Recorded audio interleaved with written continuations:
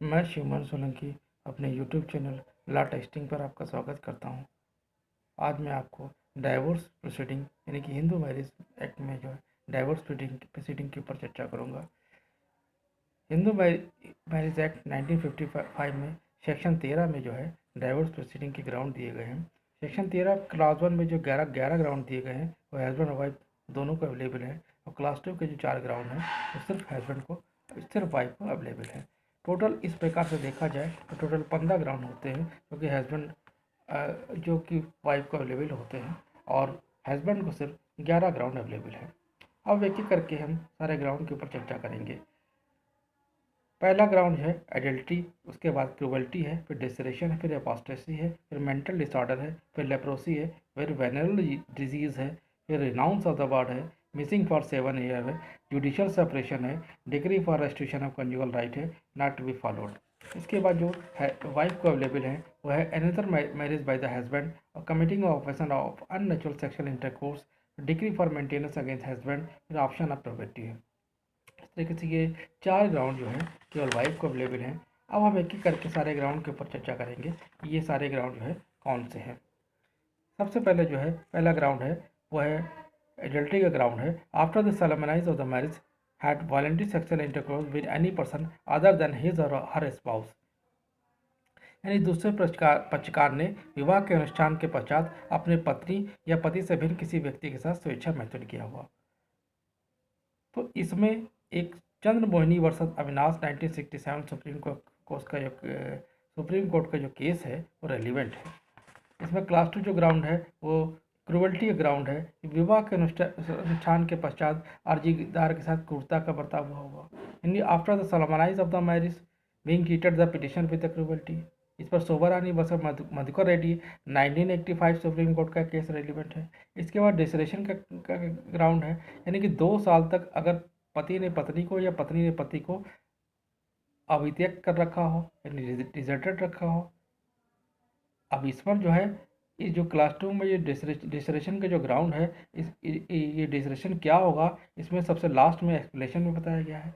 डिसरेशन mean the desertion the petition by the other party to the marriage without reasonable cause and without consent or against the wish of such party and include wilful neglect. यानी कि इसमें 4 चीज़ें बताई गई हैं डिसरेशन में। क्या क्या 4 चीज़ें हैं? पहली जो है कि अगर पति ने पत्नी को या पत्नी ने पति को विदाउट रीजनेबल कॉज निकाला हो, या फिर विदाउट कंसर्न निकाला हो, फिर या फिर अगेंस्ट द विश निकाला हो। इसमें क्या इंक्लूड किया गया है? विलफुल निग्लेक्ट को इंक्लूड किया गया है। इसके बाद अगला ग्राउंड है यानी इनक्योरेबिलिटी ऑफ अनसाउंड माइंड है। इसमें 2 एक्सप्लेनेशन जोड़े गए हैं। 2 एक्सप्रेशन में मेंटल डिसऑर्डर और साइकोथेरेपिक डिसऑर्डर के बारे में बताया गया है। मेंटल डिसऑर्डर मीन्स है mental illness or incomplete development of mind. Psychopathic disorder or any other disorder or disability of mind and include schizophrenia. The expression psychotic disorder means a persistent disorder or disability of mind which result is abnormality, aggressive or serious irresponsible behavioral conduct on the part of the party, whether or not it require or is susceptible to medical treatment. इसका अगला ground है suffering for variable and incurable form of leprosy, यानी कि अवैध उग्र और असाध्य कुष्ठ रोग से पीड़ित रहा हो। तो ये भी तलाक का आधार है, इसमें दिया गया है। परंतु वर्तमान में सुप्रीम कोर्ट के लेटेस्ट जजमेंट के अनुसार जो है ये कुष्ठ रोग वाला जो आधार है अब तलाक का आधार नहीं माना गया है। Has been suffering from venereal disease incommunicable from, यानी अवैध यौन रोग से पीड़ित हो, ये भी तलाक का आधार है। Renounce the world by entering of any religious order, यानी कि किसी धार्मिक आश्रम में प्रवेश करके संसार का परित्याग कर दिया हो, तो ये भी तलाक का अधिकार है। Has been not bear at alive for period of 7 year, ये दूसरे पक्षकार ने 7 वर्ष से अधिक कालावधि तक उन लोगों ने जिनके पक्षकार के बारे में यदि जीवित होता संभवतः सुना होता नहीं सुना गया, तो ये भी जो है तलाक का अधिकार है। इसके बाद 1A में एक नया सेक्शन इसी नए सब क्लास जोड़ा गया है जिसको ब्रेकडाउन थ्योरी कहा गया है। ये 217 ला कमीशन की रिपोर्ट के माध्यम से जोड़ा गया है। आज इसमें क्या है इसको समझने का प्रयास करते हैं। इसमें either party to the marriage, whether solemnized before or after the permission of this part, may also present a petition for the dissolution of marriage by decree of divorce on the ground, यानी कि विवाह का कोई पश्चात जो है इस अधिनियम के प्रारंभ से पहले या पश्चात तलाक की एक्टिविटी द्वारा विवाह विच्छेद के लिए आधार होगा। कौन कौन से आधार? में 2 आधार बताए गए हैं। एक तो पहला आधार है कि जुडिशियल सेपरेशन की डिग्री पास हो गई हो और 1 साल का समय व्यतीत हो गया हो और उसके बाद भी जो है उन लोग पार्टियों के बीच में कोहैबिटेशन ना हुआ होगा। दूसरा है रजिस्ट्रेशन ऑफ कंजुगल राइट की डिग्री पास हो गई हो और 1 साल और या अधिक समय का हो गया हो, लेकिन उसके बाद भी उनके दाम्पत्य अधिकारों का पुनर्स्थापन ना हो, तो ये तलाक का अधिकार हो गया। इसका जो अगला ग्राउंड है जो है क्लास 2 में जो दिया गया है वो वाइफ के लिए अवेलेबल है। क्या अवेलेबल है पहले समझने का प्रयास करते हैं। पहला ग्राउंड है कि अगर इस अधिनियम के प्रारंभ के पूर्व या अनुष्ठित किसी विवाह की अवस्था में इस आधार पर उपस्थित कर सके कि पति ने ऐसा प्रारंभ में विवाह कर लिया हो या पति ऐसे आरंभ पर विवाहित कोई दूसरी पत्नी याचिका दाती से विवाह के अनुष्ठान के समय जीवित हो, यानी 2 पत्नियों का मसला है।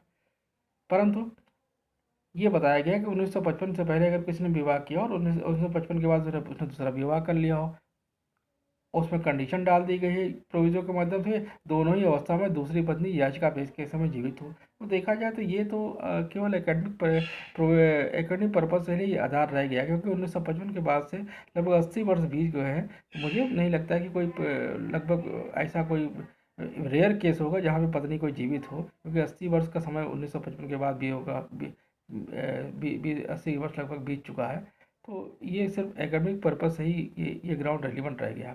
इसके बाद है कि हस्बैंड जो है विवाह के समय जो है बलात्कार, गोदाम मैथुन या पशुगमन का दोषी हो, तलाक का अधिकार है। इसका तीसरा ग्राउंड जो है एडॉप्शन के बारे में, मेंटेनेंस के बारे में बताया है कि हिंदू एडॉप्शन और मेंटेनेंस एक्ट के सेक्शन 13 में या फिर 125 सीआरपीसी के तहत उसको मेंटेनेंस की डिग्री पास की हो और 1 वर्ष का और अधिक समय के बाद भी सहवास का पुनः आरंभ नहीं हुआ हो, ये भी तलाक का अधिकार है। किसी स्थिति में जिसका विवाह 15 वर्ष की आयु प्राप्त करने के पूर्व अनुष्ठित किया होगा और उसने 15 वर्ष की आयु पूरी करने के पश्चात किंतु 18 वर्ष की आयु पूरी करने से पहले विवाह का निराकरण कर दिया होगा, तो ये भी अब तलाक का आधार माना गया है, जिसमें जो है।